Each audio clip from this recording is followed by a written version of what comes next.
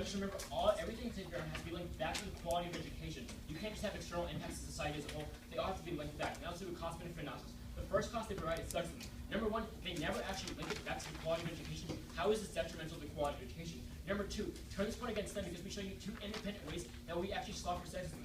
Number one, we tell you that we're treating them effectively. We show you the California evidence that tells you that teachers made it like a priority to talk about gender equality. Number two, they never sponsor the Abigail James at the University of Virginia card. We tell you that stereotyping comes from social pressures that occur when we mix two genders. And when we isolate two genders, that social pressure goes away, and so does stereotyping. So at that point, we win off sexism. Number two, co-ed schools are better. This doesn't mean you actually end up negating, because regardless if there's a better option, insofar as same-sex schools or same-sex classrooms improve it, that doesn't matter, right? And not only that, it's non-unique because it's not a mandate system. We're doing an opt-in system, meaning you can have single-sex classrooms and co-educational colleges at the same time.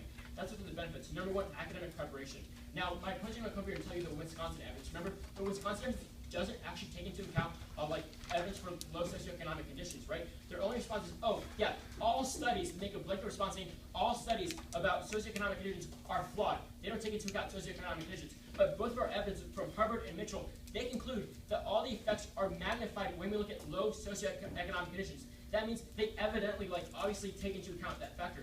Don't allow them to use the Wisconsin evidence. That means that as an impact, we have higher test scores, college attendance, and overall grades. Now, the second reason you end up voting for pro is bullying. My opponents only come up here and tell you, oh, gender-on-gender bullying still exists. But we show you that cross-gender bullying is going away. They ask for the warrant. It's simple. If I'm a male and I bully females, if the females are no longer in the classroom, it's literally physically impossible for me to bully them. That's just pure logic. The third reason you end up voting for us is STEM. We show you that people are most likely to go to STEM if they perceive their abilities to be high, and we show you that alumni of single-sex classrooms have the highest perceptions, and therefore you must vote.